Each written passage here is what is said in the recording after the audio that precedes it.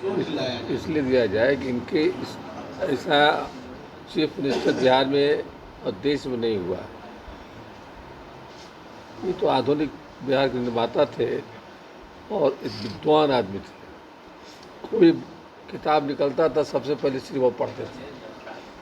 पूरा देश उनको जानता है। बिहार छोड़ दिए, विधान चंद्र राय और श्री बाबू को पूरा देश जानता है।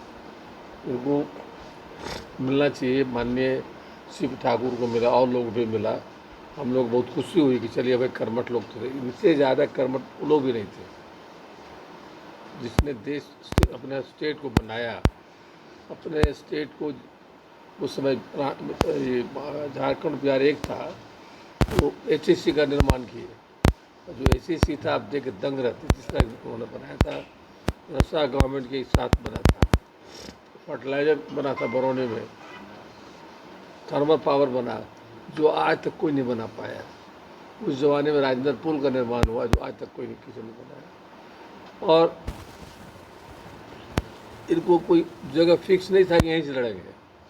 जब लड़ने की बात हुई तो इनको कहा कि नहीं आप जाके लड़िए यहाँ से, क्या कहते हैं उसको, भागलपुर जगह है, उनको कहा गया कि नहीं अपने जगह जहाँ भी खड़ा होंगे जीतेंगे। तो जात के नेता नहीं थे और वहाँ पे जीते और काफ़ी अच्छा वोट से जीते। बहुत स्टेट को बहुत अच्छा ढंग से चला। इनको राजेंद्र प्रसाद बहुत मानते थे। हमारे गांधी जी बहुत मानते थे और जो बात कहते थे बिहार का प्रोग्राम लेके जाते थे प्रधानमंत्री जवाहरलाल नेहरू उनका सब काम करते थे। तो इनको मिलना चाहिए। इनको मिलने से पूरे बिहार में जो कर्मठ लोग हैं हर लोगों को अच्छा लगेगा कि नहीं श्री बाबू को भी मिला। इसलिए हमारे नौजवान लोग पुरुषोत्तम लें और जो हमारे देखिए विधायक जी सभी लोग लगे हुए हैं। वहाँ से यात्रा करना, माहौर से लेकर के पटना तक यात्रा करना, यात्रा करके वहाँ जब खत्म होगा तो हम लोग गवर्नर से समय लिए हुए, गवर्नर से मिलेंगे, यह बहुत बड़ी बात है। हम लोग सैल्यूट करते हैं का कितना कर्मठ लोग हैं हमारा लड़का जो है। और बिहार ही नहीं पूरे देश में इसकी चर्चा है, पदयात्रा की चर्चा है। हम तो ऑल इंडिया के प्रेसिडेंट रह चुके हैं, 10 लाख डॉक्टर के नेता रहे हुए हैं। हमको 100 फ़ोन आया, यार क्या कर रहे हो, फेसबुक पर कोई लिखा होगा, हम लोग तो बहुत नहीं लिखते हैं, यार पदयात्रा कर रहे हैं।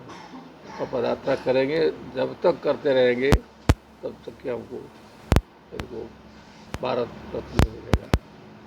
ये पदयात्रा करके आप लोग शेखपुरा से चले हैं सर, तो ये पटना में फिर इसका क्या मतलब है, क्या रोल होगा? पटना में रोल है ना कि हम लोग गवर्नर हाउस जाएंगे और 10 आदमी के नाम वो लोग भेजें तो वहाँ मिलेंगे। गवर्नर बहुत एक्टिव गवर्नर है। माननीय प्रधानमंत्री जो करिश्माई व्यक्ति हैं, इनके ऐसा प्रधानमंत्री बहुत कम हुआ इस देश में। उनको लिख के देंगे कि भाई यहाँ मिलना चाहिए, इनका रिकमेंडेशन होगा तो हम प्रधानमंत्री सुनेंगे और हम समझते हैं कि हम लोग को मिलेगा। इनको किसी भी हालत में भारत में आगे रहेंगे जब तक हम सांसें नहीं छोड़ेंगे, लड़ते रहेंगे। और बिहार गवर्नमेंट से भी आग्रह करते हैं, माननीय चीफ मिनिस्टर से भी आग्रह करते हैं, इनका नाम रिकमेंड करना चाहिए, असेंबली से रिकमेंड करना चाहिए। हमारे विधायक BJP के बैठे हैं, इनको भी कहते हैं कि अपने पार्टी लेवल पर हर पार्टी लोग सब लोग मिलेंगे, सबका रिकमेंडेशन जब होगा तो हमारे प्रधानमंत्री अब भारत में मिलाएंगे। ये हमारा प्रयास है कि आधुनिक बिहार के निर्माता, बिहार के प्रथम मुख्यमंत्री, बिहार केसरी जी को भारत रत्न से सम्मानित किया जाए। ये हमारा पदयात्रा हम लोग ने मौर उनके घर से हम लोग ने शुरू किया है और ये हमारा पदयात्रा हम लोग संकल्पित पदयात्रा हम लोग जाके गवर्नर हाउस में जाके अपना ज्ञापन सौंपेंगे कि उनको भारत रत्न दिया जाए। इस पदयात्रा का विचार कैसे आया आपको?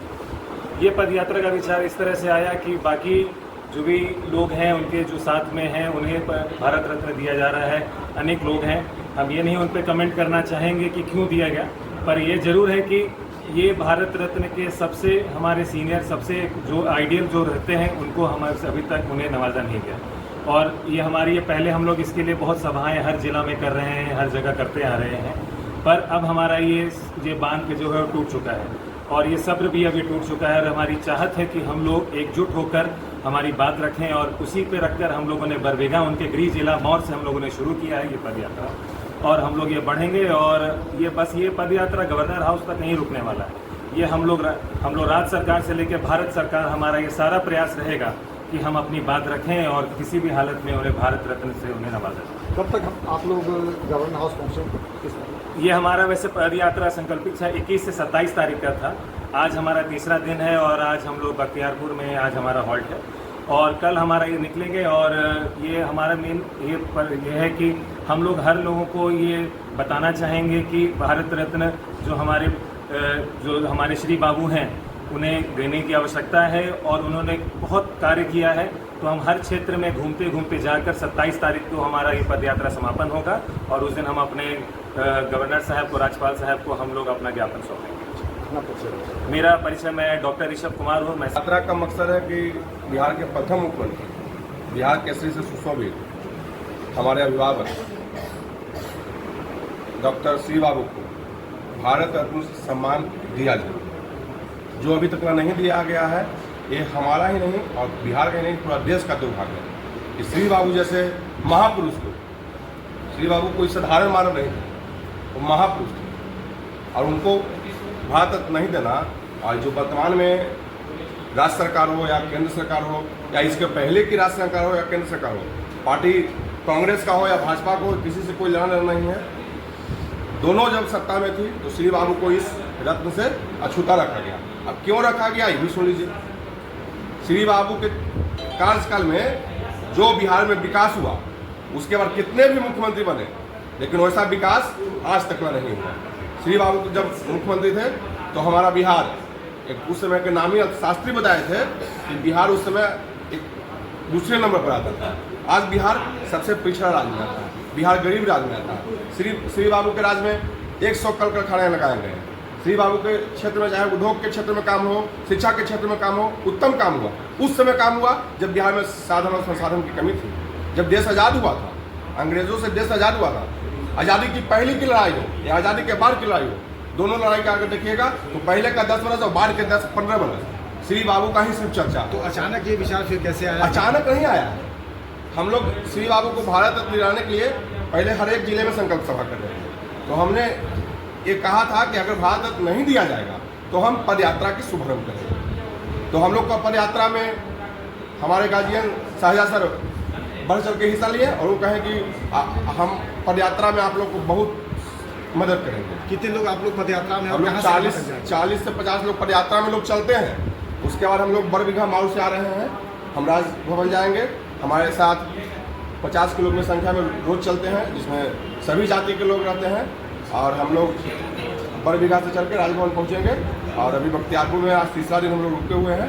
कल हम लोग का पद यात्रा जगमाल बीघा पहुँचेगा, जगमाल बीघा से फतुहा जाएगा, फतुहा होते हुए हम लोग कल पटना पहुँचेंगे। परसों राज्यपाल से कितने दिनों पहले आपने यात्रा शुरू की? यात्रा 3 दिन पहले 21 तारीख को श्री बाबू की जयंती के दिन शुरू किया गया था और इसलिए किया गया कि जब अंत हो गया, श्री बाबू के बाद जो मुख्यमंत्री बने उनका वैसा कुछ काम नहीं रहा, लेकिन उनको भारत रत्न दिया गया। इसलिए दिया गया क्योंकि दूसरे जाति से लोग थे। और वर्तमान सरकार इतने जातिवादी मानसिकता से कुंठित हो गई है कि श्री बाबू को इसलिए भारत रत्न नहीं दे रही है क्योंकि वो बिहार समाज से आते हैं। सच्चाई यही है। अगर सिर्फ भारत रत्न श्री बाबू को मिलेगा तो भारत रत्न का सम्मान बढ़ेगा, श्री बाबू का नहीं। श्री बाबू का सम्मान आज भी है, पहले भी है। नेहरू जी भी श्री बाबू की बड़ाई करते थे, लेकिन वर्तमान सरकार इतनी जातिवादी कुंठित मानसिकता की है, जात पात में इतना घिर गई है, श्री बाबू को सिर्फ और सिर्फ भारत रत्न नहीं दिया गया क्योंकि वो बुनियाद समाज से आते हैं। ये दुर्भाग्य है इस देश का और इस राज्य का। और जो सत्ता लोग चला रहे हैं जात पात में, ये इनका विनाश होगा। अगर भारत रत्न नहीं मिला तो 2025 में इनका विनाश करेंगे हम लोग। एक दिन में कितना किलोमीटर आप लोग चल लेते हैं? एक दिन में कभी 30, कभी 35, कभी 25, जैसा मतलब पदयात्री का मन रहा, जितना मतलब सब लोग स्वस्थ रहें, सारा चीज़ का ध्यान रखा जा रहा है कि कोई भी पदयात्री रूप भी मारे पड़े, सब लोग स्वस्थ रहें। उसी हिसाब से हम लोग अपने हिसाब से चलते हैं, लेकिन 30 किलोमीटर का एवरेज प्रतिदिन चलते हैं। कितने किलोमीटर की यात्रा है आपकी? 110 किलोमीटर प्रतिदिन। क्या नाम है? मेरा नाम सुमित सरकार हुआ। श्री बाबू के जन्मभूमि भाव से की है और यह पद यात्रा कहाँ तक जाएंगे आप? गवर्नर हाउस तक के। क्या मकसद है आपका? हम लोग का मकसद है कि श्री बाबू को भारत रत्न दिया जाए। इसके लिए हम लोग पद यात्रा की हैं। इसमें बहुत सारे साथी भी हम लोग के साथ में हैं और यह पद यात्रा का मुख्य कार्यकर्ता हुए परसोत्तम जी हुए, डॉक्टर ऋषभ जी हुए, इन लोगों को भी के साथ में यह क्या मांगे आपने? हम लोग का मांग वही है कि भारत रत्न के मांग कर रहे हैं। अचानक ये विचार कैसे आया? जब लोहिया बाबू को मिल सकता है, कर्पूरी ठाकुर को भारत रत्न मिल सकता है, जो घोर जाति था, और श्री बाबू हरेक वर्ग हरेक जाति को लेकर के आज तक चले और बिहार का प्रथम मुख्यमंत्री क्रांतिकारी भी थे, वैसे व्यक्ति को क्यों भारत रत्न से वंचित किया जा रहा है? मैं मोदी जी से और राष्ट्रपति महोदय से यही कहना चाहता हूं, यदि आपके चैनल के माध्यम से उनके पास यह संदेश जाए तो भारत रत्न से सुशोभित श्री बाबू को किया जाए, अन्यथा अगले विधानसभा का चुनाव में इसका परिणाम भुगतना पड़ेगा भाजपा सरकार को। मैं यही विशेष मैं क्या बोलूँ, यही बोलूँ। आप लोग कितने लोग हैं? हम लोग करीब 40 से 50 व्यक्ति हम लोग पर यात्री 40 से 50 लोग चल, फिर सुबह जब जहाँ जाते हैं वहाँ से कुछ लोग होते हैं, वहाँ से कुछ लोग होते हैं, ऐसे कर करके हम लोग चलते हैं। यात्रा कहाँ से प्रारंभ हुई? यात्रा उनकी जन्मभूमि मऊ से हुई और यहाँ से गवर्नर हाउस तक के हम लोग जाते हैं।